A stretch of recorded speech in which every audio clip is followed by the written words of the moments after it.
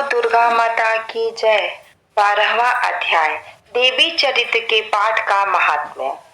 ध्यान। मैं 3 नेत्रों वाली दुर्गा देवी का ध्यान करती हूँ। उसके अंगों की प्रभा बिजली के समान है। वे सिंह के कंधे पर बैठी हुई भयंकर प्रतीत होती है। हाथों में तलवार और ढाल लिए अनेकों कन्याएं उसकी सेवा में खड़ी हैं। वे अपने हाथों में चक्र, गदा, तलवार, ढाल, बाण, धनुष, पाश, तर्जनी मुद्रा धारण किए हुए हैं। उनका स्वरूप अग्रिमय है तथा वे माथे पर चंद्रमा का मुकुट धारण करती हैं। देवी बोली, देवताओं, जो एकाग्रचित होकर के प्रतिदिन इन स्तुतियों से मेरा सत्वन करेगा, उसकी सारी बाधाएं मैं निश्चय ही दूर कर दूंगी। जो मधु और कैटभ का नाश, महिषासुर का वध तथा शुंभ और निशुंभ के संहार के प्रसंग का पाठ करेगा तथा अष्टमी और चतुर्थी और नवमी को जो एकाग्रचित होकर भक्ति पूर्वक मेरे उत्तम महात्म का श्रवण करेगा, उसे कोई पाप छू नहीं सकता है।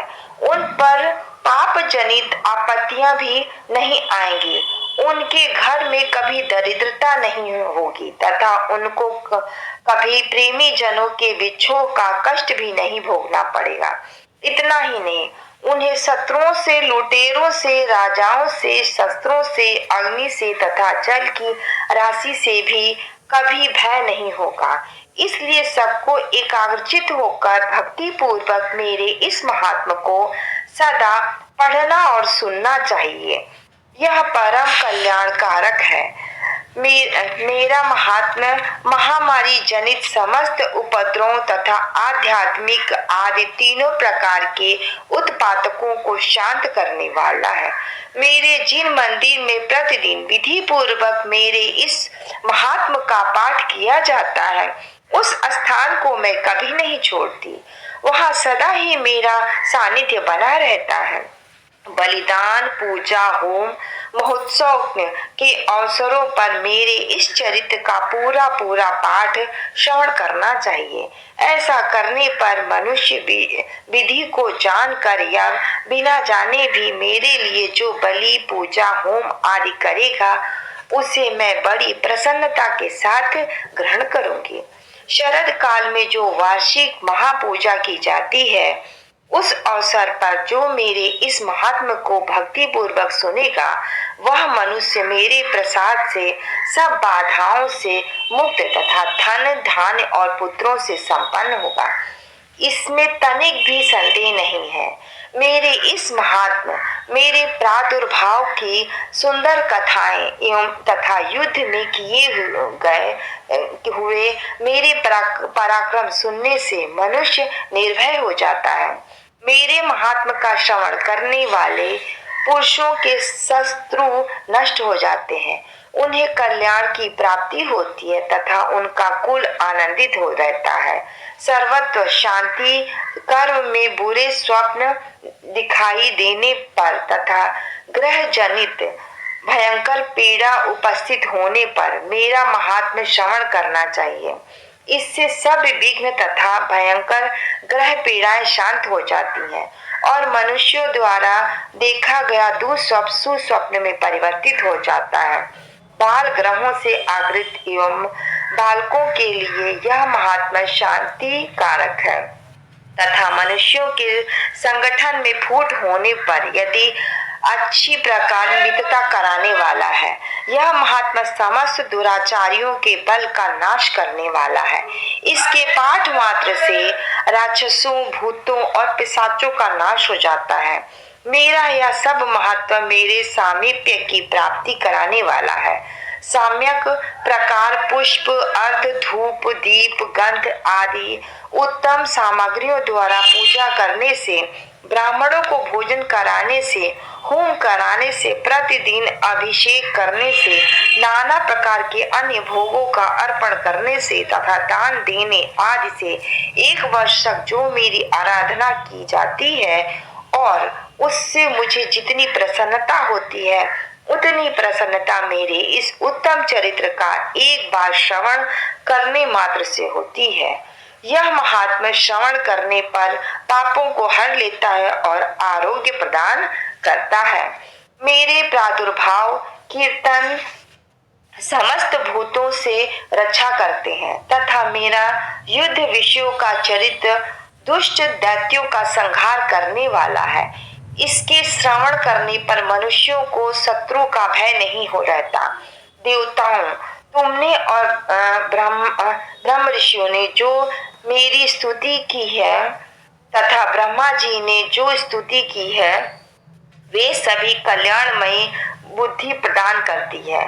वन में सूने मार्ग में अथवा दानव दल से घिर जाने पर, निर्जन स्थान में लुटेरों के दाव में पड़ जाने पर, शत्रुओं से पकड़े जाने पर अथवा जंगल में सिंह, व्याध या जंगली हाथियों के पीछा करने पर, कुपित राजा के आदेश से वध एवं बंधन के स्थान पर ले जाने पर अथवा महासागर में नाव पर बैठने के बाद भारी तूफान में नाव के डगमग होने पर और अत्यंत भयंकर युद्ध में शस्त्रों का प्रहार होने पर तथा वेद नामों से पीड़ित होने पर बहुना सभी भयानक बाधाओं के उपस्थित होने पर जो मेरे इस चरित्र का स्मरण करता है वह मनुष्य संकट से मुक्त हो जाता है। मेरे प्रभाव से सिंह आदि सिंह जंतु नष्ट हो जाते हैं। लुटेरे और शत्रु भी मेरे चरित्र का स्मरण करने वाले पुरुष से दूर भागते हैं। ऋषि कहते हैं, यूं कर प्रचंड पराक्रम वाली भगवती चांडिका सब देवताओं के देखते ही देखते वहीं अंतर्ध्यान हो गई। फिर समस्त देवता भी शत्रुओं के मारे जाने से निर्भय हो पहले की ही भांति यज्ञ भाग का उपयोग करते हुए अपने अपने अधिकार का पालन करने लगे। संसार का विध्वंस करने वाले महाभय का अतुल परायणी देव शत्रु शुंभ तथा महाबली निशुंभ के युद्ध में देवी द्वारा मारे जाने पर शेष दैत्य पाताल को चले गए। राजन, इस प्रकार भगवती अंबिका देवी नित्य होते हुए भी भिन्न पुनः पुनः प्रकट होकर जगत की रक्षा करती है। वे ही इस विश्व को मोहित करती है, वे ही जगत को जन्म देती है तथा वे ही प्रार्थना करने पर संतुष्ट हो विज्ञान तथा स्मृति प्रदान करती है। राजन, महाप्रलय के समय महामारी का स्वरूप धारण करने वाली वे महाकाली ही इस समस्त ब्रह्मांड में व्याप्त है। वे ही समय समय पर महामारी होती है और वे ही स्वयं अजन्मा होती है, सृष्टि के रूप में प्रकट होती और सनातनी देवी ही समयानुकूल संपूर्ण भूतों की रक्षा करती है। मनुष्यों के अभय उद्धार के लिए समय के समय वे ही घर में लक्ष्मी के रूप में स्थिर हो उन्नति प्रदान करती है और वे ही अभाव के समय दरिद्रता बनकर विनाश का कारण होती है। पुष्प, धूप और गंध आदि से पूजन करके उसकी स्तुति करने पर वे धन, पुत्र और धार्मिक बुद्धि तथा उत्तम गति प्रदान करती है। इस प्रकार मार्कंडेय पुराण सर्वरित मनवंतरी कथा के अंतर्गत देवी महात्म्य में फल स्तुति नामक 12वां अध्याय पूरा हुआ। बोलो दुर्गा माता की जय।